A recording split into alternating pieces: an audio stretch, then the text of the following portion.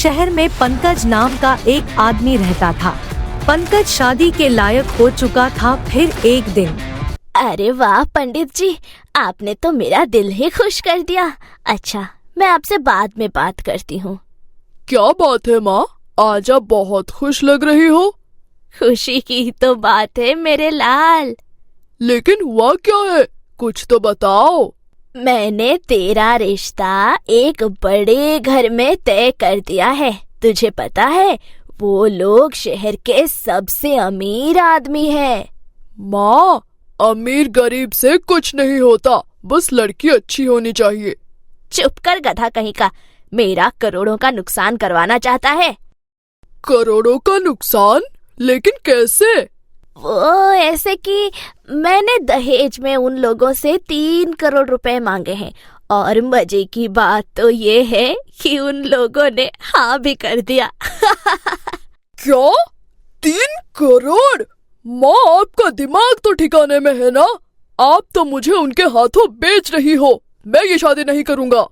देख पंकज, अगर तूने ये शादी नहीं की तो आज के बाद मुझे माँ मत कहना।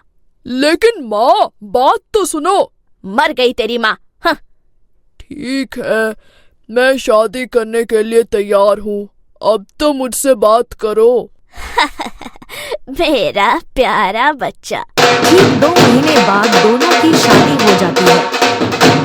अरे बहू, 1 कप चाय लाना तो। अफ, इस बुढ़िया का तो रोज का ड्रामा हो गया है, चैन से सोने भी नहीं देती। अरे प्रीति, तुझे सुनाई नहीं दे रहा है क्या? प्रीति गुस्से से बाहर आती है और कहती है, अरे क्या है, क्यों सुबह सुबह गला फाड़ रही हो? अगर चाय पीने का इतना ही शौक है तो खुद बनाकर पी लो। हाँ, तेरा दिमाग तो ठीक है ना? मैं और इस उम्र में चाय बनाऊंगी? एक काम करो, मेरे पापा ने जो तुम्हें 3 करोड़ रुपए दिए हैं ना, उन पैसों से एक नौकरानी रख लो, लेकिन मुझे सुबह सुबह डिस्टर्ब करना बंद करो। मैं चले सोने। हाँ। ऐसा कहकर प्रीति कमरे में चली जाती है। पंकज खड़ा होकर सारी बातें सुन रहा होता है। अरे नक्कटे, वहाँ खड़ा होकर हंस क्या रहा है? कुछ नहीं माँ, 3 करोड़ के जलवे देख रहा हूँ। ज्यादा हंसने की जरूरत नहीं है, सास बहू में थोड़ी नोक झोंक चलती रहती है। हाँ माँ, वो तो देख ही रहा हूँ। अरे, तुझे ऑफिस के लिए देर नहीं हो रही है क्या? तब से यहाँ खड़ा होकर हंसे जा रहा है। जरा घड़ी की तरफ देख तो ले। अरे, आज तो मैं मर गया, बॉस जिंदा नहीं छोड़ेंगे, भागो। बेवकूफ लड़का। चलो, अब चलकर थोड़ा एसी की हवा खा लेते हैं, यहाँ बहुत गर्मी लगी है। औरत एसी वाले कमरे में चली जाती है। ओहो, देखो तो जरा, महारानी ने तो यहाँ पर भी अपना कब्जा जमा रखा है। अभी बताती हूँ इसे। अरे कामचोर, अब तो उठ जा।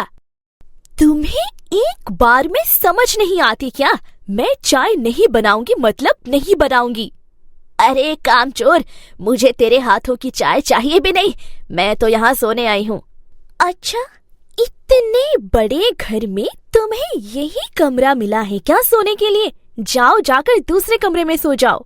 हाँ, मुझे यही कमरा मिला है सोने के लिए। खुद तो महारानी एसी में सो रही है और मुझे गर्मी में सड़ने के लिए कह रही है। अगर एसी में सोने की इतना ही शौक है तो जाकर अपने कमरे में लगवा लो। अच्छा, पैसा क्या तेरा बाप देगा? हाँ, पैसा तो मेरा बाप ही देगा। भूल गई क्या? मेरे बाप ने तुम्हें 3 करोड़ रुपए दिए थे। जाओ, उन्हीं पैसों से एसी लगवा लो। अच्छा, तो अब तू मुझे बार बार 3 करोड़ की धौंस दिखाएगी? आने दे पंकज को, आज तेरी अकल ठिकाने लगवाती हूँ। हाँ, आने दो उन्हें, मैंने भी चूड़ियाँ नहीं पहनी है। हाँ, तू क्यों चूड़ी पहनेगी? तू तो मॉडर्न है ना। हाँ। औरत गुस्सा होकर वहाँ से चली जाती है। शाम हो जाती है और पंकज घर आ जाता है। फिर आ गया मेरा शेर बेटा। ये अचानक माँ को क्या हो गया है? हमेशा तो मुझे घोंचू कहकर बुलाती है, आज अचानक से शेर कैसे बना दिया? अरे मेरा शेर बेटा, वहाँ खड़ा होकर क्या सोच रहा है? कुछ नहीं माँ, बताओ आज कुछ हुआ है क्या? हाँ बेटा, आज तेरी माँ की बेइज्जती हुई है। क्या? लेकिन किसने की? प्रीति ने, और किसने? औरत सारी बात अपने बेटे को बता देती है। माँ, देखा जाए तो प्रीति ने कुछ गलत नहीं कहा। अब जो सच है वो सच है। क्या मतलब है तेरा? अब तू भी अपनी बीवी की तरफदारी कर रहा है? माँ, अब मैं कुछ नहीं कर सकता। आपने दहेज के नाम से मुझे प्रीति के हाथों बेच दिया है, इसलिए मैं कुछ नहीं कर सकता। मुझे माफ कर दो। हाँ, तू सही कह रहा है। मुझे माफ कर दे मेरे बच्चे। मैंने तेरी शादी नहीं बल्कि तेरा सौदा किया है। माँ, बेटी से बढ़कर कोई दहेज नहीं होता।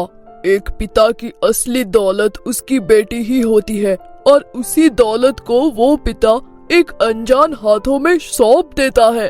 अब तू ही बता कि दहेज बड़ा या बेटी? मैं समझ गई बेटा, मैंने दहेज जैसी पवित्र प्रथा को पैसों में तौल दिया। मुझे माफ कर दे। तुझे अपनी गलती का एहसास हो गया है, यही मेरे लिए काफी है। रुक, मैं प्रीति को बुलाता हूँ। प्रीति, ओ प्रीति! पंकज अपनी पत्नी को बुला लेता है। प्रीति, माँ को अपनी गलती का एहसास हो गया है, इसलिए अब हमें ये नाटक बंद कर देना चाहिए। क्या नाटक? हाँ माँ, मैं आपके साथ जानबूझकर बुरा बर्ताव कर रही थी। माँ, आपके अंदर दहेज को लेकर लालच आ गया था, इसलिए मैंने प्रीति के साथ मिलकर ये सब नाटक किया ताकि आपको अपनी गलती का एहसास हो सके। और देखो, मेरी ये योजना सफल हो गई। हाँ माँ जी, ये बिल्कुल सही कह रहे हैं। मुझे माफ कर दीजिए, मैंने आपके साथ इतना बुरा बर्ताव किया।